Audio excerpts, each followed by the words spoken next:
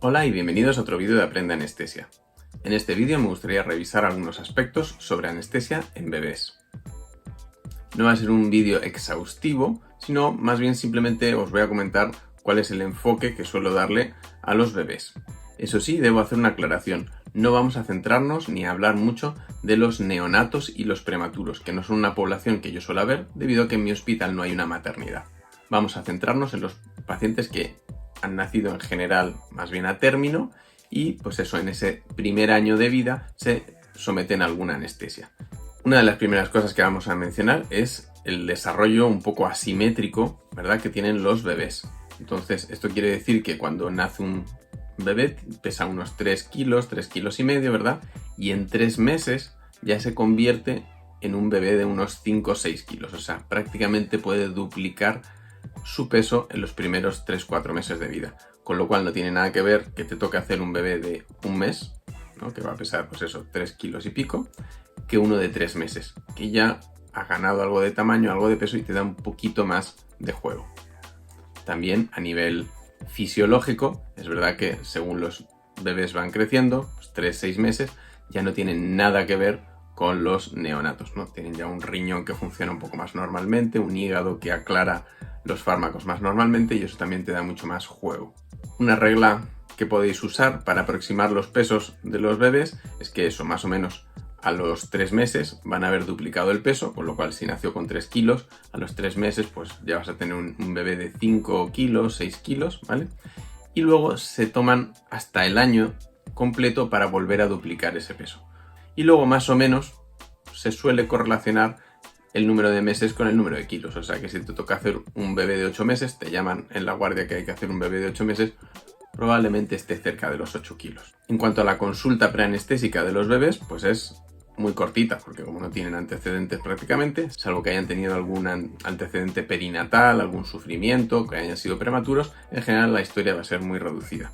Nos vamos a querer fijar en el tema de si fue prematuro o no, que eso nos marca una serie de cosas, y luego también la alimentación nos es importante a la hora de pautar las ayunas y las premedicaciones. Ya sabéis que normalmente vamos a dejar 6 horas de ayunas para los bebés que están tomando fórmula y 4 horas de ayunas para los bebés que están tomando pecho. Lo habitual va a ser que se programen los bebés siempre los primeros del parte, precisamente para mantenerlos en ayunas el mínimo imprescindible de tiempo. En el caso de que no se pueda hacer a primera hora, normalmente va a ser necesario hacer algo, ¿vale? A diferencia de otros niños más mayores o adultos que pueden esperar, en los bebés pequeñitos siempre vamos a tener que o canalizarles una vía y poner un suero con glucosa o darles alguna solución oral que tenga un poco de azúcar, ¿vale? Pues un biberón con suero glucosado o alguna cosa así. Otra cosa que se suele hacer es poner unas gotitas de glucosmón en el chupete o ponérselas en la boca al bebé cuando los bebés están claramente irritables porque están con hambre y todavía te queda un ratín, un poquito antes de pasar al quirófano, pues para que pase más tranquilo y para que los padres se queden un poco más tranquilos también, se puede hacer eso. Normalmente, bebés sanos que se someten a cirugías sencillas no van a requerir una analítica preoperatoria, pero si vamos a hacer ya una cirugía más grande, es habitual que queramos tener un preoperatorio, una analítica más completa. Aunque normalmente no se piden analíticas con coagulación y tal en los niños, ¿no?, porque se da por sentado que por la historia tú puedes saber si tiene un problema de la coagulación, el problema que tenemos con los bebés es que su hemostasia no está del todo probada, ¿no? Los bebés que todavía no caminan, pues normalmente no se han dado tantos golpes como los bebés que caminan, ¿no? Si un bebé ya tiene un año y pico, camina, se ha dado X golpes y no le ha pasado nada, podemos tener una idea de que ese bebé la coagulación más o menos le funciona bien. Pero el bebé que está en brazos todo el día, pues realmente no se le ha probado esa coagulación y por eso para cirugías grandes no es raro que se les pida una analítica completa. En cuanto a la premedicación, normalmente los bebés no los vamos a premedicar hasta los 7-8 meses, ¿vale? Que es cuando los bebés empezarían a extrañar. Aún así, no siempre es necesario premedicarles. Y va a depender mucho pues, de las políticas, de las pautas o de la filosofía que tenga cada centro con los bebés. Una pregunta que suele surgir con los bebés es si pueden hacerse en régimen ambulatorio. Normalmente van a quedar excluidos aquellos pacientes que sean prematuros y que no tengan todavía una edad postconcepcional mayor de 55 semanas o así, y aquellos pacientes que tengan antecedentes de apneas, ¿no? O alguna otra patología que requiera ingreso. Nuestra práctica habitual en nuestro centro es que si un paciente es un neonato, imaginaros de un mes, que se va a operar pues, de una cirugía relativamente sencilla y breve, como podría ser un pivot, ¿no? Se va a hacer una tenotomía de Aquiles, imaginar, pues normalmente ese niño se programa a primera hora, se hace la cirugía y luego se le observa en planta pues el resto de la mañana. Por la tarde está bien, pues el paciente se puede ir a casa. Bien, pues para el intraoperatorio, ¿qué cosas vamos a querer preparar cuando tenemos que hacer un bebé? Probablemente lo que antes os salta a la mente es el tema de la temperatura, ¿verdad? Igual que las maternidades están siempre muy calentitas, pues deberíamos intentar acordarnos, si es posible, de subir la temperatura del quirófano. Lo otro que vamos a hacer, por supuesto, sería tener una manta de aire caliente y tenerla puesta con tiempo para que eso esté efectivamente calentito. Y luego mantenerlos tapados el mayor tiempo posible. Muchas veces las mantas traen un plástico con el cual se puede tapar al niño, que es muy útil porque te permite ver al niño mientras haces la canalización, siempre puedes ver cómo está respirando, etc. Y puedes hacer distintos procedimientos viendo al niño, pero manteniéndolo tapado o relativamente tapado. En caso de cirugías un poco más largas o de mayor envergadura, que preveyamos, por ejemplo, que vaya a requerir más fluidos, etc., usaremos un calentador de fluidos e idealmente envolveremos todo lo que podamos del niño, ¿no? Imaginaos si vamos a hacer una cirugía abdominal, pues no sería mala idea envolver al paciente en Velvan, ¿no? En algodón, tanto las extremidades inferiores como superiores, como la cabecita. Los neonatos ya sabéis que en la cirugía neonatal a veces vienen con su gorrito puesto, pues ese gorro si se puede lo mantendríamos. Los bebés van a perder mucho más calor y más rápido que el resto de los pacientes. Esto es porque tienen una epidermis más fina, ¿no? Evaporan mucha más agua y conservan peor el calor. No tienen prácticamente capa grasa, aunque eso lo van ganando en los primeros meses de vida. Tienen un menor volumen en relación con la superficie, ¿no? Pensar en la enorme cabeza que tienen, ¿verdad? Por la cual pues irradian mucho calor. Y además tienen una autorregulación inmadura, ¿vale? Por eso esos fenómenos cutáneos, vasomotores, que son frecuentes de ver en los bebés pequeñitos.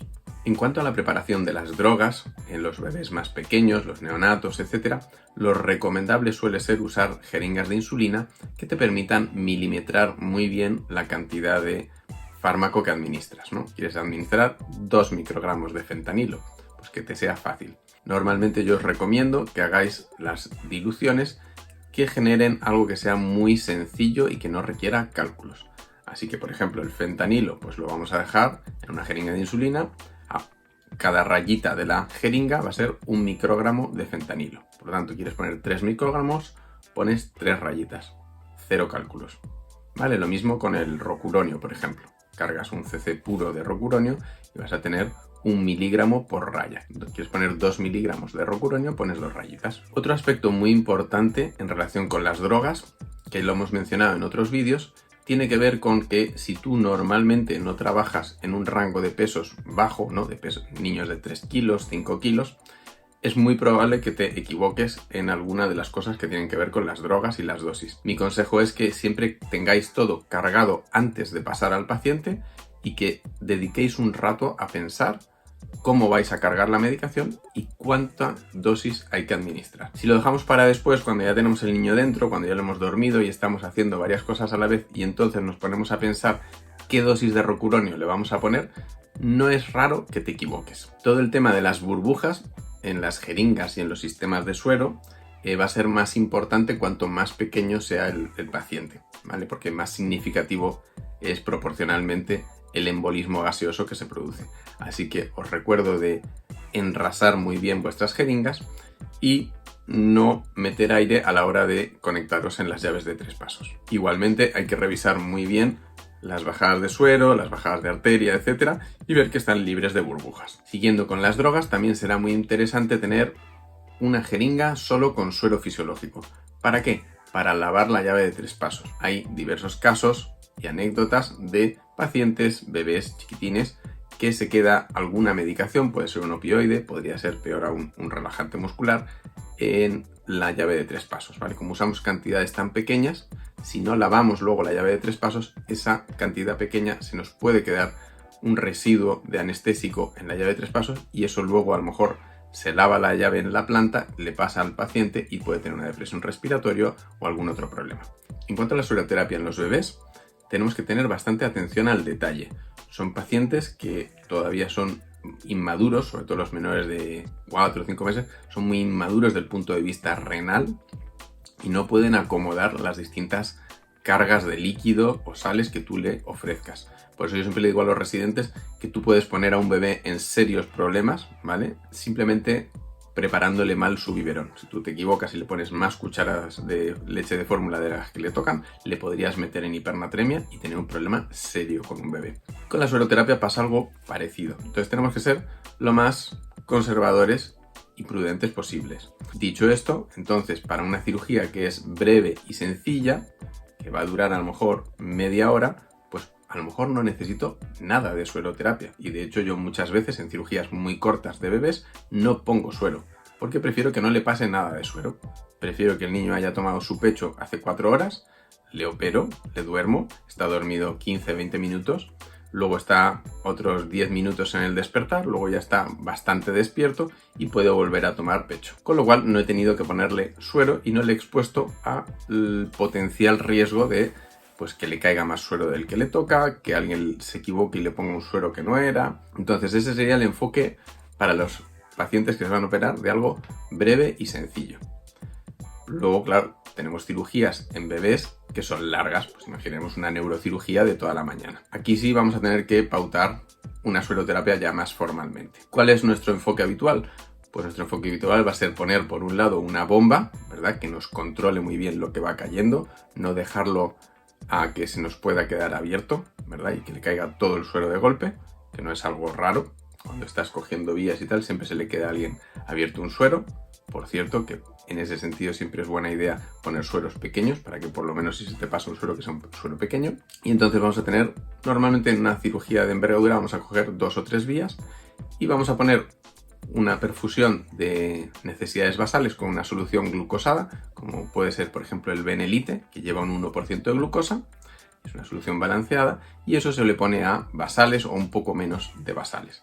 Y los otros sueros que montes los dejarías cerrados y los irías abriendo a demanda según precise el paciente. En esas cirugías de mayor envergadura normalmente vas a poder realizar gasometrías seriadas y vas a poder seguir la glucemia, ¿vale? Y con eso puedes ajustar, si hiciera falta, pues puedes aumentar el aporte de glucosa, etc. En cuanto al acceso venoso en los bebés, pues no es raro que sea un poco más demandante, un poquito más difícil que en niños un poco más mayores ya, ¿vale? Por un lado puede ser el problema de que las vías sean muy pequeñas, como serían los neonatos, ¿no? Que no tienen mucha grasa y se ven las vías, las puedes ver, pero son pelos microscópicos que cuesta canalizar. Por otro lado puede ser que el bebé ya tenga, pues imaginaros 6 meses, está como un trullo, ¿verdad? Y no se le ve ninguna vía y son difíciles de canalizar por lo mismo. Aquí, ¿cuál debería ser nuestro enfoque primario? Pues el enfoque primario es conseguir una vía muy pequeña, la que sea, como sea, donde sea, y poder dormir al paciente de forma segura. Una vez que el paciente está dormido, asegurada la vía aérea, imaginaros intubado, relajado, pues entonces ya con un ecógrafo, tranquilamente, nos ponemos a buscar las vías. En este sentido, por cierto, recomiendo que uséis el ecógrafo y que no queméis vías a ciegas si podéis evitar. Tenéis un par de vídeos en el canal sobre canalización de vías en anestesia pediátrica. Una de las cosas que sí voy a recordar es la importancia que tiene el hecho de que las cánulas son muy cortitas, ¿vale? Un 24 o un 26 son cánulas muy cortas y por lo tanto, si nosotros hacemos un trayecto subcutáneo importante antes de llegar a la vena, luego vamos a tener muy poquita cánula que meter, de hecho, en la vena. Y por lo tanto, va a ser una vía poco segura, ¿vale? Y en cuanto el niño se mueva o tú le movilices o lo que sea, podría extravasarse la vía. Por lo tanto, es muy importante que tratemos de canalizar correctamente las vías y meter el máximo posible de Avocat dentro de la vena.